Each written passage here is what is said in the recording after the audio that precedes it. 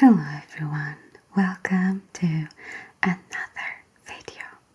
Today we are going to continue our saga of ancient mysteries, but we are going to move location a little bit. Last time we read a bit of the Mediterranean, Egypt, that area of Levant. But today we are going to go to the Americas. And the first ones that we are going to start with are Mayas. They are part of those mysteries that I find quite fascinating. So there we go. Who were the Maya? Decoding the ancient civilizations' secrets. The pyramid-building Maya reigned over much of Central America. Today, descendants keep Maya history alive, a sign of resilience. Evidence of Mayan civilization was everywhere. Beneath a Spanish convent, underneath a street, most of it was covered in vines and vegetation reclaimed by the jungle. The British American explorers combing through the Yucatan Peninsula in the 1830s and 1840s had no idea who built these mysterious sites, but soon became convinced that they were major archaeological treasures. Discarded and abandoned, the function of these sites and artifacts, temples, pyramids, remnants of art, and even writing, was mostly unknown. Nonetheless, in 1840, they all seemed to be the work of the same group of people. Who these races were, whence they came, or who were their progenitors, I did not undertake to say, nor did I know, said John Lloyd Stephens. The Maya were a towering Mesoamerican civilization that had once covered much of Central America, from northern Belize through Guatemala and southern Mexico. Much more is now known about the group responsible for some of the greatest feats of its kind. Maya people cultivated the region's first crops and domesticated wildlife, built its first cities, and either created or refined almost every aspect of modern civilization. Though their descendants have preserved some of their culture's traditions and lore, much of the history of the Maya remains as mysterious today as it did centuries ago, when their secrets were still hiding in plain sight. Origins of Maya. While the origins of Maya culture remain murky, is thought to have first emerged between 7000 BC and 2000 BC, when hunter-gatherers abandoned their nomadic habits and created more permanent settlements. Recent analysis suggests that those first settlers came from South America and likely developed their staple food, maize, by 4000 BC. Maize cultivation dramatically changed the Maya trajectory, literally fueling the explosion of their society and culture. These newcomers did not just plant corn. They also learned to prepare it for human consumption. They did this with nixtamalization, a process in which dried maize is soaked, then cooked in an alkaline solution that softens corn and renders it more digestible. The Maya would go on to cultivate other important vegetables like squash, cassava, and beans. The Maya seem to have developed alongside and traded ideas with the neighboring Olmec civilization, which some consider one of the most influential societies of ancient times. Researchers believe this is when the Maya adopted the ritual complexes for which they would become famous. Like the Olmec, ancient Maya soon focused on building cities around their ritual areas. These advancements in agriculture and urban development are now known as Maya's pre-classic period, between 1500 and 200 BC. As Maya society further developed, they laid the foundations for complex trade routes, advanced irrigation, water purification and farming techniques, warfare, sports, writing, and a complex calendar that made everyone panic. The intricate Maya calendar included 3 dating systems, one for the gods, one for the civil life, and a third astronomical calendar known as the long count. The starting point of this third calendar was set as the legendary date of humans' creation, corresponding to August 11th, 3114 BC. Very specific. The long count calendar began a new cycle on December 21st, 2012, leading to a myth that the world would end on that date.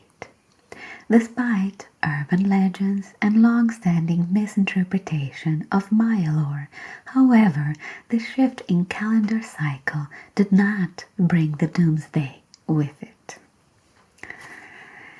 As we already know, or maybe it did, because honestly, after 2012, the world just has been going downhill, is not doing well. This era of long count is not doing well. Maybe the world did end and we are just in hell. Key achievements. During the classic Maya period, the Maya civilization reached its peak. So did its architecture. The Maya refined its pyramid-like temples and grand buildings that appear to be palaces, though it's unclear if they were actually used as elite residences or if they were served some other function. Among the most important Maya cities were Palenque, Chichen Itza, Tikal, Copan, and Calakmul. But though the Maya shared a society, it was not an empire. Instead, city-states and local rulers vacillated between peaceful coexistence and wrestling for control. Some places, such as the village of Joya de Serén, seem to have been run by collective rule instead of an elite overlord. Maya architecture and art reflected deep-seated religious beliefs. The Maya embraced the belief of Ku and Kuhul, that divinity could be found in all things, even inanimate objects. Once again, corn was vital to those beliefs. Among the most important Maya gods was Hun Hunaphu, the maize god, and Maya tradition held that the deities created humans first out of mud, then wood, and then corn. This is because most of civilizations in this area So Incas, Aztecs, Maya, they all believe that obviously the cycles, right? So they believe that there were worlds before they came. And that was a cycle that had a start where gods created humans, again, either from stone, from wood, and then corn. And so that cycle went through and finished with the world ending. And that's why they had all these suggestions of humans being created from different resources. The Maya worshipped their gods with a variety of rituals. Among them were both human sacrifice and bloodletting, customs that capture modern imaginations. The Maya sport of pits, a forerunner of soccer, had its own ritual implications. Researchers think losers of the game were sometimes sacrificed in recognition of the Maya sun and moon gods, who were said to have played the same game in the Maya creation myth, the Popol Vuh. Decline of Maya civilization. Although some northern cities continued to flourish, the majority of Maya centers began to collapse during the 9th and 10th centuries AD. Intercity relations soured, warfare increased, trade declined, and the death rate rose. Theories as to the civilization's demise vary. One hypothesis, backed by climate simulations, is that a long drought combined with slash-and-burn farming techniques that destroyed the forests upon which the Maya relied were what brought disaster to their doorstep. Suddenly, once wealthy city centers became deserted wastelands as some people died and others scattered to a variety of more fertile, mountainous lands to the south. As once massive cities like Chichen Itza fell, cities like Mayapan rose in prominence. Other Maya people abandoned cities altogether, settling into small villages instead. Though the Maya people persisted, the downfall of Maya civilization left those who remained vulnerable to the pressures of European colonization, beginning in 1500s. By the Spanish conquest around 1524, the majority of the Maya's most important cities had already been abandoned. Meanwhile, the newly arrived Spanish explorers paid little attention to the ruins that lay scattered throughout their colonies, even as they seized Maya lands and forced the indigenous people to convert to Christianity. I have a huge rumble on this subject. In my latest Incas video, it is again a video in Portuguese, but if you like, you can see it with subtitles. But I have already a huge rant there, so I've said my share, and I think it's a terrible, terrible act that was done on Americas by Europeans. I'm not gonna include all the Europeans, because not all Europe were conquering other lands for colonization, but as I mentioned in my other video, what Spanish and Portuguese did to, and also English and French in the Northern America did to the indigenous people is the most atrocious, one of the most atrocious acts ever done in history of humanity. Okay. The Maya in modern times. It wasn't until the 1840s that the Maya were rediscovered by explorers and researchers who were intrigued by the hints of the civilization they had left behind. American attorney and diplomat John Lloyd Stevens and English artist and architect Frederick Catherwood led a series of archaeological expeditions to Central America, where they mapped and documented Maya cities. Though the existence of ruins in the area was known, many Europeans assumed that indigenous Central Americans were primitive and unintelligent and had not created the historic artifacts beneath their feet. Stevens and Catherwood wanted to prove them wrong and establish both the worth of the sites and the identities of their creators. Despite being convinced of the former glory of the Maya, the two researchers also tried to profit from what they found, even attempting to purchase entire Maya cities and transport them to New York Museum. Nonetheless, their work forced the world to take notice of Maya civilization and lay a foundation for future archaeological discoveries. Today, the field of Maya archaeology is flourishing, and present-day excavations have revealed everything from ruins to religious relics in the jungle that once reclaimed them. Scholars are still attempting to discover more about the Maya, their ambitious rise and mysterious fall.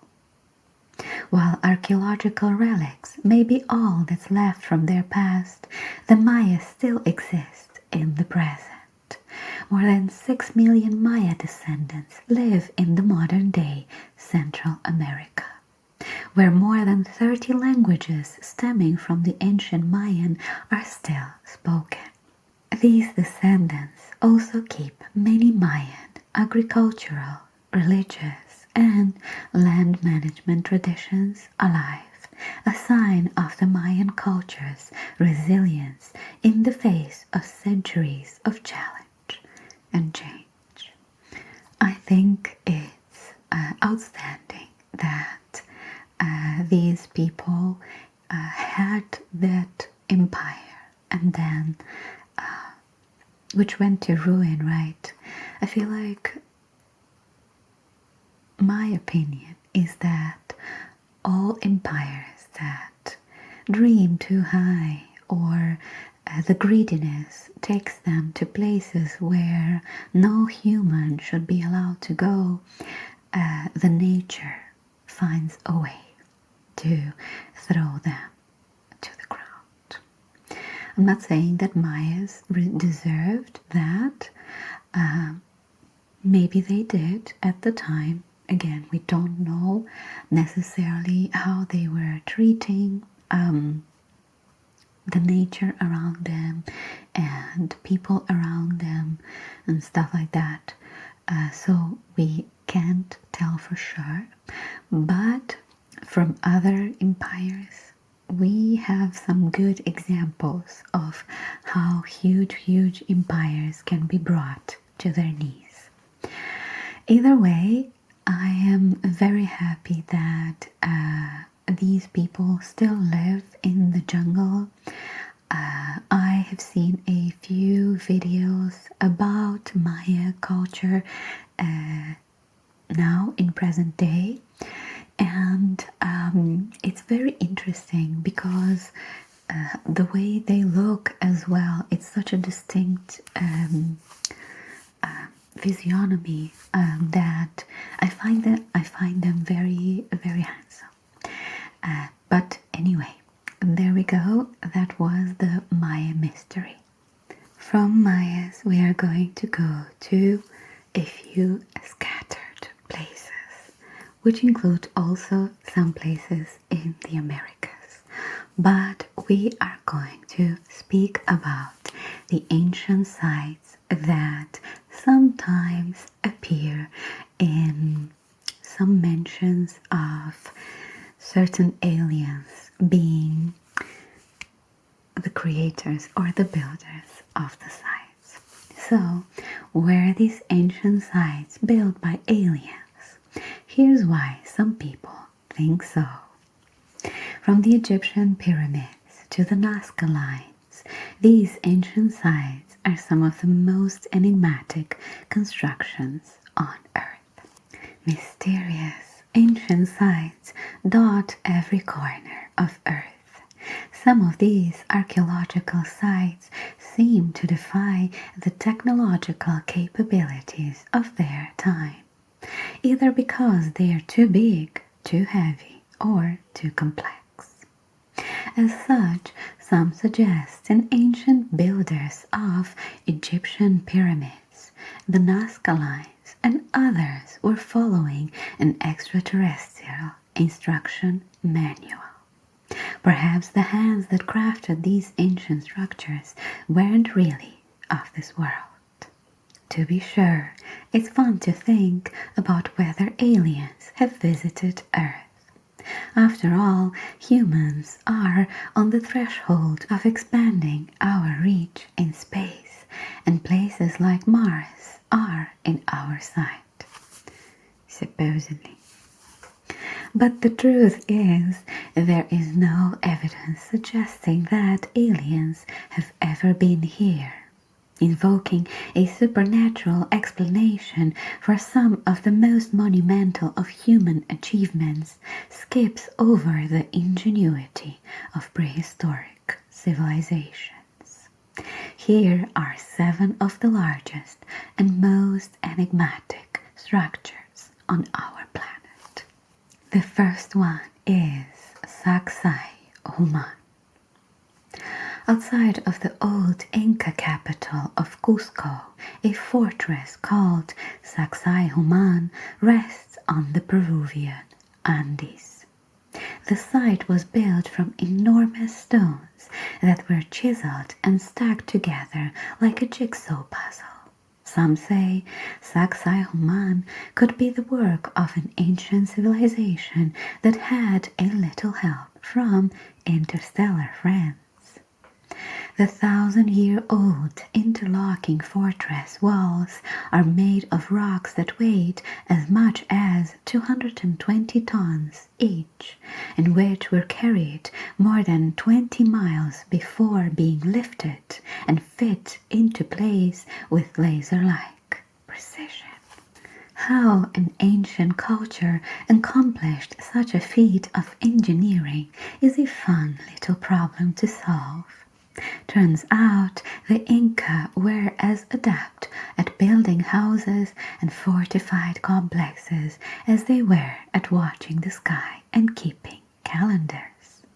In fact, Sacsayhuaman isn't the only example of this intricate masonry. Similar walls exist throughout the Inca Empire, including one in Cusco, where a 12-angle stone had been carefully wedged into place. More recently, archaeologists have uncovered traces of a rope and lever system the Inca used to transport stones from their quarries to their cities, a system that relied on strength and ingenuity rather than alien architects. I may include like the picture over my face, whatever, the picture of this place, so then you can see it for yourself. But I honestly kind of agree with some people being suspicious that this kind of placement and work on stones is quite elaborate, right?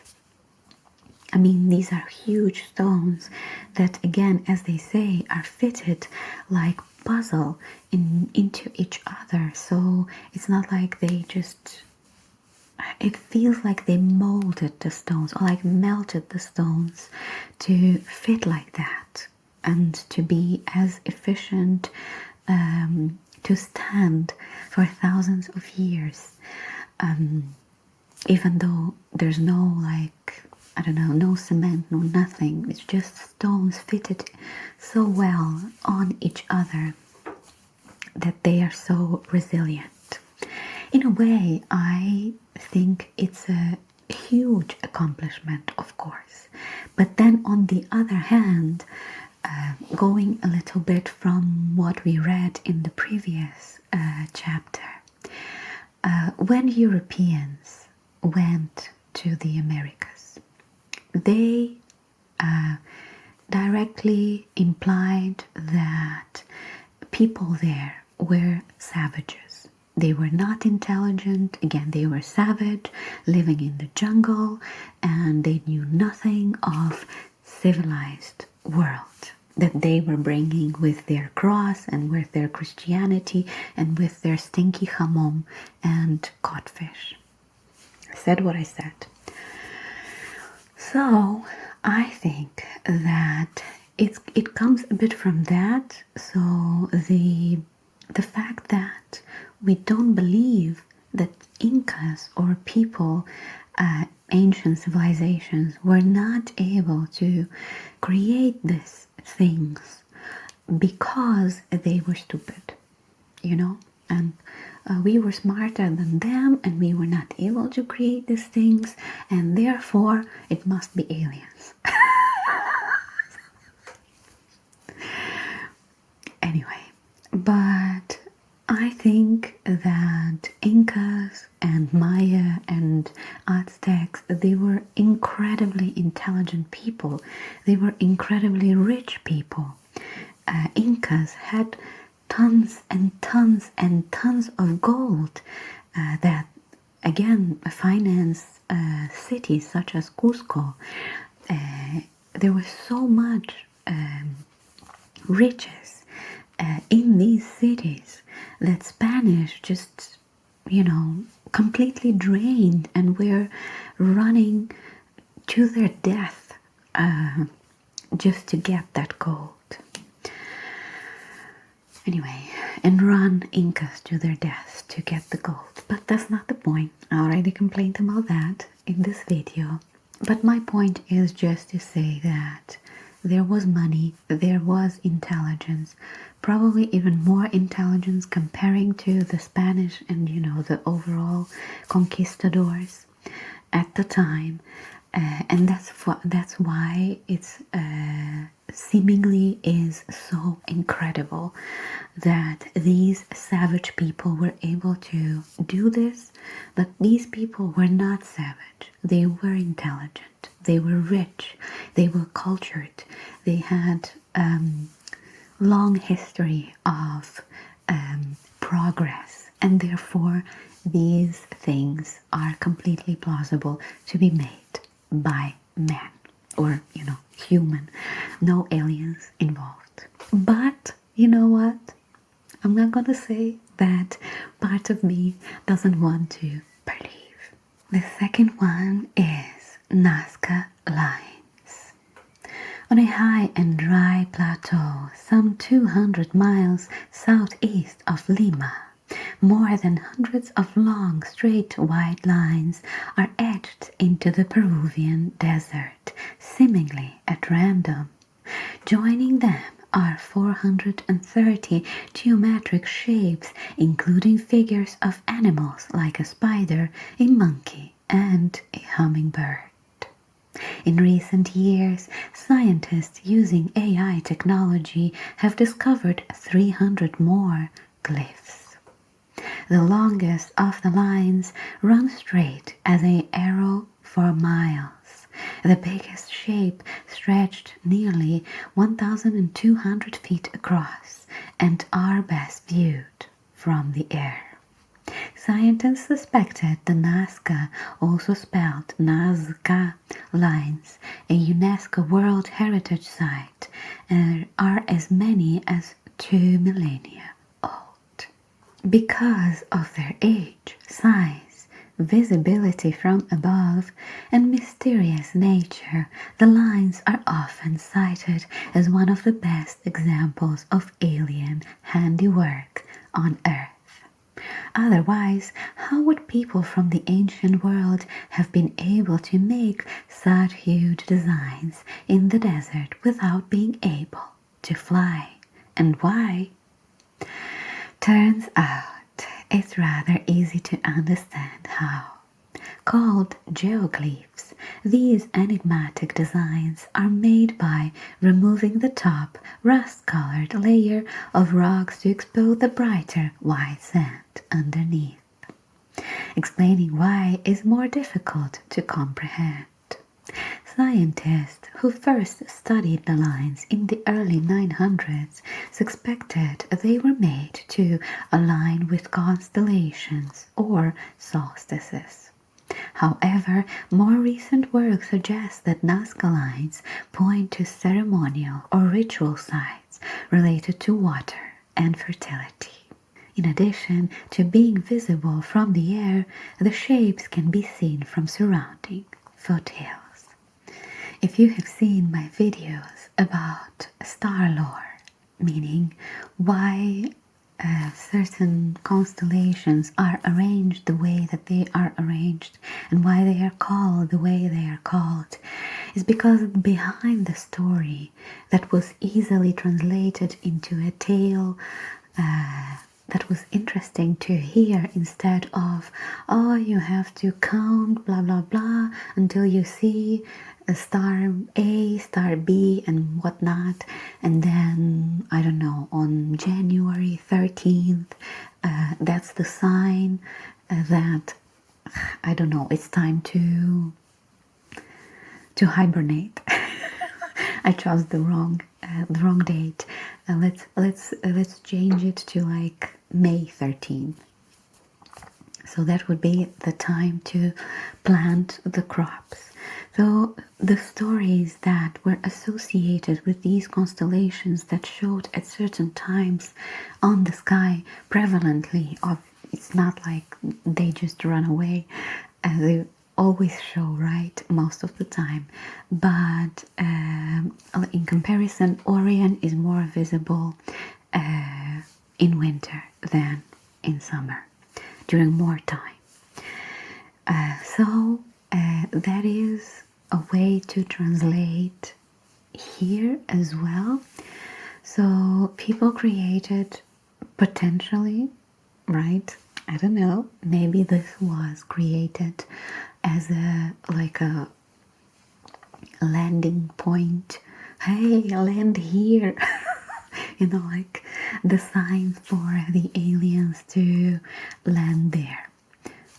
I don't know, I wasn't there, but from, more realistic point of view, I do believe that these geoglyphs were made with a similar or for a similar reason, meaning that they were drawn being that aligned to a certain constellation, or kind of like aligning with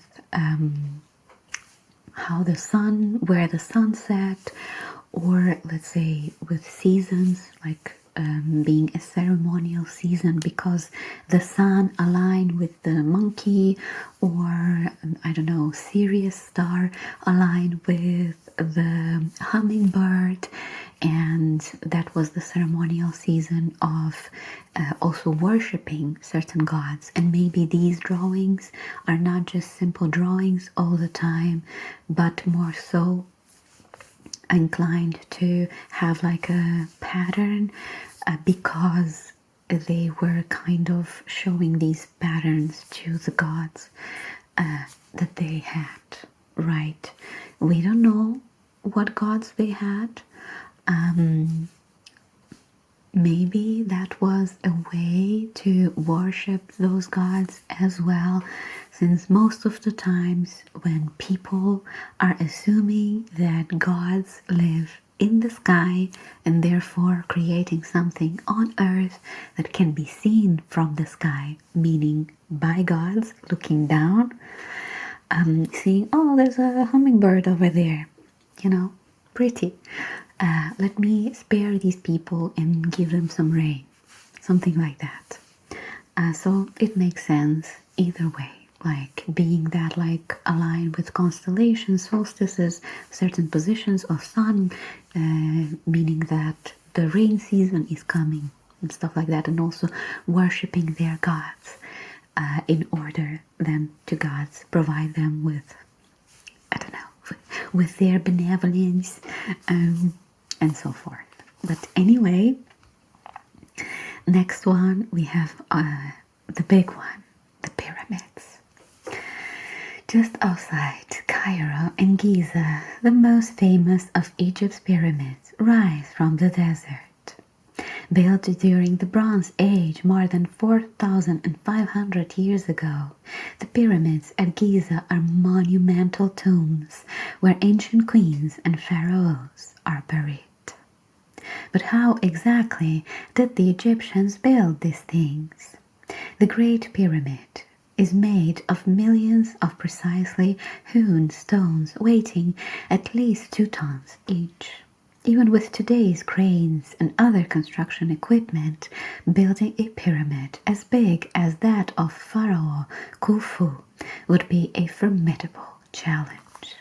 Then there's the astronomical configuration of the pyramids in the temple complex. Archaeologists believe they align with the stars of Orion's belt. Additionally, alien theorists often point to the fact that these 3 pyramids are in much better shape than others built centuries later, never mind the amount of work that has gone into preserving them over the past several centuries. So are Egypt's pyramids artifacts of aliens? Not exactly. It's true that scientists aren't quite sure how the ancient Egyptians built the pyramids, and especially how they did it so quickly. But there's an ample evidence that these tombs are the work of thousands of earthly hands. To me, the most problematic part about the construction of the Great Pyramids is the lack of debris. Unless these debris were very efficiently recycled by the Egyptians in the later years, which they had time, but the lack of debris, when you construct something, when you construct a house, or when you renovate a house, there's a lot of debris and just trash coming out of that construction or renovation and so on. So the lack of debris is the part that kind of makes me, oscillate a little bit, because as I said, with the Incas and the stone wall, I believe that they had money and power and, manpower and knowledge enough to create things like that. Obviously, to create things like that, more money need to be invested. Something that you can notice by traveling, for instance, as an example, you can see much more historical or very old buildings in places where there was money. As an example, let's go to Spain, right? We have quite a few cities that were very old in Spain that still keep some of the buildings from those old times. Same with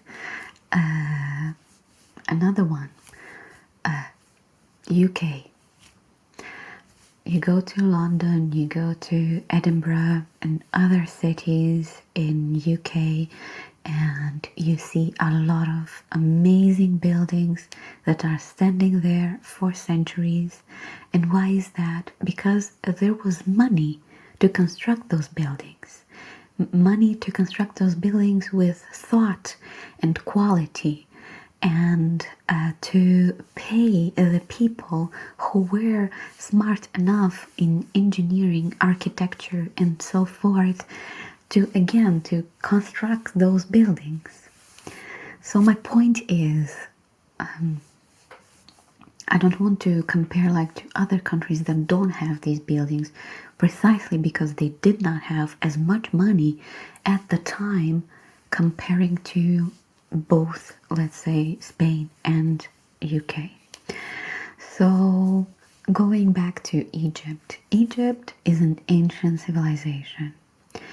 When these pyramids were built, they already had quite a bit of time to rule that area of world and to accumulate money, and again to pay for the manpower and to pay for the smart people to come there and to build those things. And so I don't see a reason why this wouldn't be possible.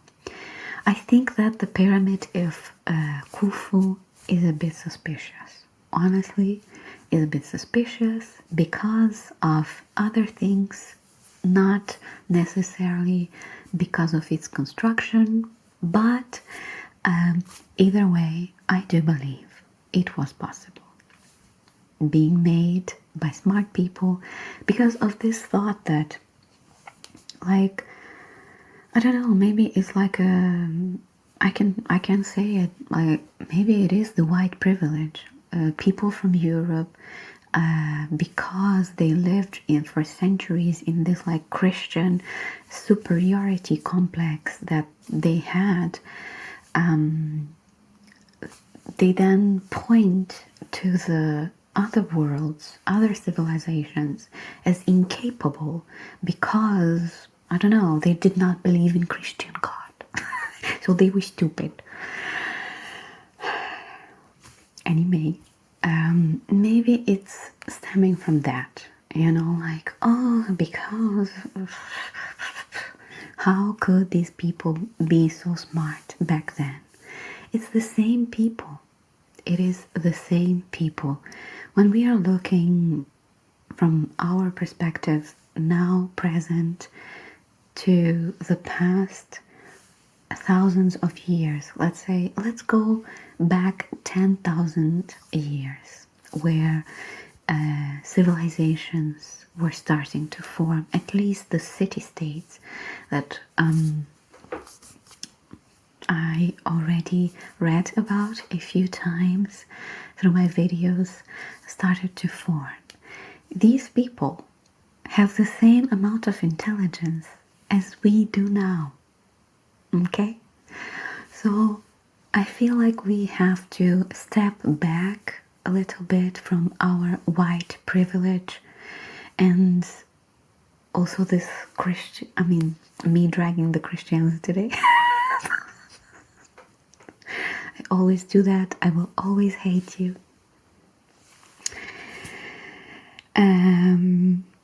Anyway, let's just move on. The next one in the list is Stonehenge. Going back to UK, a huge circle of stones, some weighing as much as 50 tons, sits in the English countryside outside Salisbury. Known as Stonehenge, the Neolithic monument inspired Swiss author Erich von Däniken to suggest it was a model of a solar system that also functioned as an alien landing pad. After all, how else could these massive stones have ended up hundreds of miles from their home quarry? No one knows what exactly the meaning of Stonehenge is, but with all the other sites in this collection, the explanation is not aliens. Instead, scientists have demonstrated it's actually possible to erect such things using technologies that would have been around 5,000 years ago, when the earliest structures at the site were built.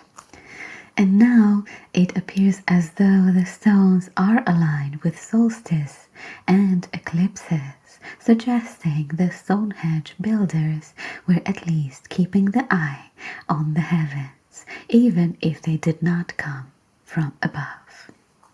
Again, going back to what I just said, also going back to how important the star lore was to people, how important it was for them to survive.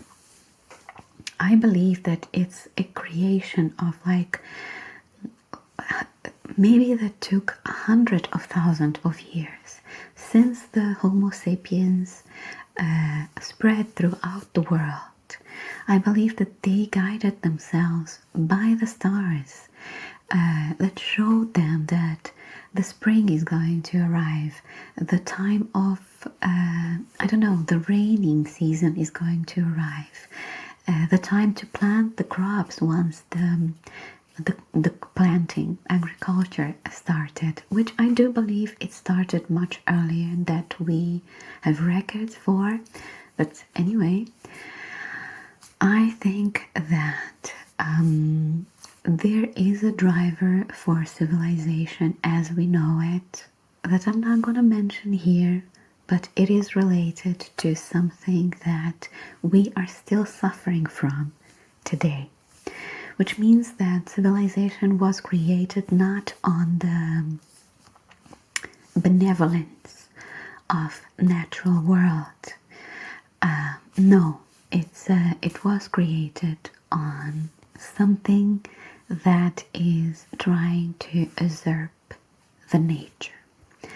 Anyway, I said I was not going to go there, but what I want to say is that thousands and thousands, hundreds of thousands of years, people followed the sky. The sky was the guide for everyone, for all the generations that passed that knowledge, so then the next generation could survive and so forth.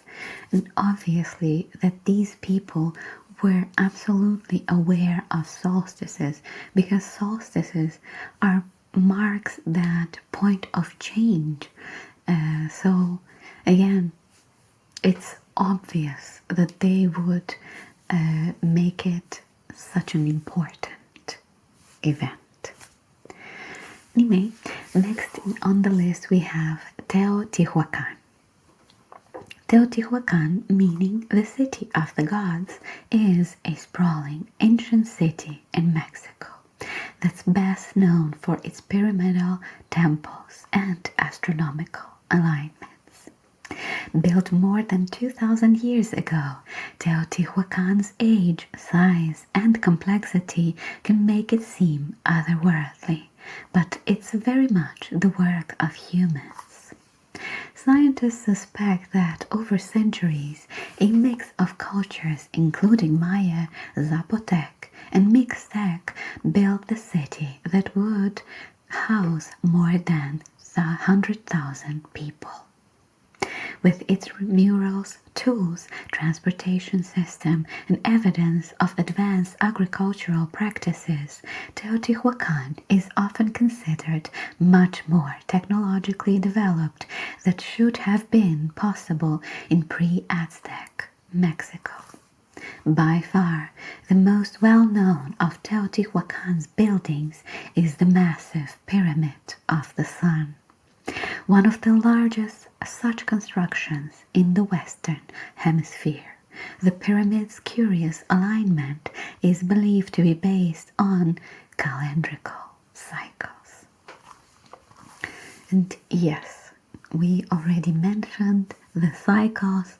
Mayas follow the cycles, Aztec follow the cycles, Incas follow the cycles. Everyone had the calendar. Perhaps we should learn something similar, because we are just following this calendar of the year and century and whatever.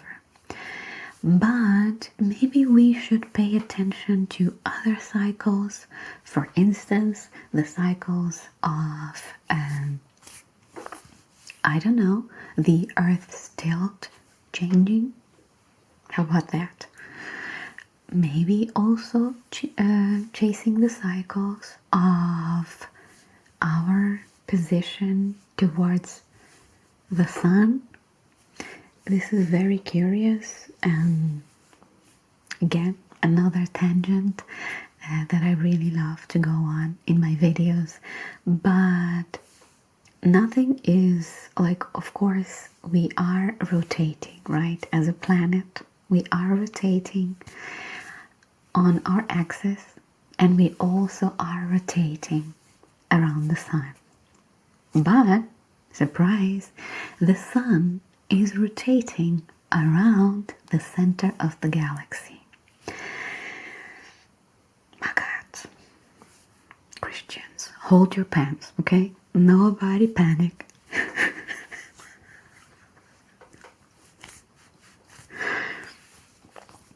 Anyway, the sun is rotating as well. So everything is moving. And sometimes, when we are shown, it's like the sun in the middle, nicely in the middle, and like we are rotating the sun like that. But it's actually not like that. The sun is still in the center, okay, nobody panic, but the earth is rotating like that around the sun. So it's not in the horizontal plane, it's kind of like a diagonal, and sometimes the earth is, let's say, positionally behind the sun, and sometimes is in front of sun, meaning like the way that sun moves, sometimes it is front, sometimes it's behind. Anyway, all that to say that cycles. Next one is Easter Island. The enigma surrounding the Moai Easter Island's fleet of large stone figures pretty much follow the same narrative as the other sites described here. How in the world did the Rapa Nui make these figures more than 1,000 years ago? And how did the Moai end up on Easter Island? Carved from stone, the nearly 900 human figures are sprinkled along the flanks of the island's extinct volcanoes. The figures average 13 feet tall and weigh 14 tons and appear to have been chiseled from soft volcanic tuff around the Raraku quarry. There, more than 400 statuettes are still in various states of construction, with some completed figures awaiting transportation to their intended resting place. The reasons for carving the Moai are mysterious, though they were likely sculpted for religious or ritual reasons. It's also not exactly clear what happened to the stone crafting Rapa Nui. One theory suggests their civilization succumbed to an environmental disaster of their own making. But a 2024 Columbia University study suggests a challenge to that claim. Okay, I don't think the Moai or the Easter Island, the stone figures, faces, whatever, are very mysterious. Again, in comparison to the pyramids, it's like, I'm not going to compare them, but it's still mysterious. It's still a huge feat, right? But nonetheless, I think it's completely feasible. I don't understand why people think that it's such a takes such an inhumane effort to make these things that we have to invent an alien to come and help these poor savage people who would never be able to do this kind of thing. And we are going to wrap it up with the faces on Mars. Spotted by the Viking 1 orbiter in 1976, the so-called face on Mars is nearly 2 miles long and lies in a region called Cydonia, which separates a smooth plains of the Martian north from the more cratered terrain in the south. At the time of its discovery, scientists dismissed the face as shadow play. Over the decades, however, it has become a favorite among those who suspect aliens with a penchant for building things have been visiting the solar system. In 2001, NASA's Mars Global Surveyor took another good look at the face using a much higher resolution camera and saw no face. Turns out that what had appeared to be a face is just another boring old Martian mesa, not unlike the landforms that litter the US Southwest. This last one is curious because I'm seeing the picture here, and as I promised, I will include the picture of every site that we are talking about here. The face is interesting because obviously sometimes we see faces or things where they are not, right? Like seeing a dog in a cloud, or I don't know, seeing a face in a stone. There are so many even real places that exist that we call by that name because we see something in the location, right? So there's no surprise that when the picture was launched, the face is seen there. Now, is it curious that, for me, the more curious part is that it looks like a pyramid. And that is a whole different level of complexity in comparison to play of shadows and light that forms a face. But adding to all of that, like, it has so many kind of strict lines that to me is a bit more curious than just the shadow of a face or an imagined face from that perspective. Either way, for example, the images taken in the next surveyor search could be different because it was a different time of day on Mars, which means that the shadows would look much different, right? Am I right or am I wrong? So it would have to be taken in the exactly the same point in the sky for Mars, right? Like the Sun and Mars should have been in exactly the same position as the previous photo would have been taken for it to have the same impact, or like the research impact. But if you go to you have to repeat in science, you have to repeat things with the same qualities. Otherwise, if the repetition is not made under the same environment and same circumstances, it's not repetition, it's just, doing things that is not science. This is me trying to convince the other side, because throughout all the other sides I was trying to use my reasonable side, this is humans, we are smart, we are whatever, but I decided to go rogue on the last one. No, but honestly speaking, I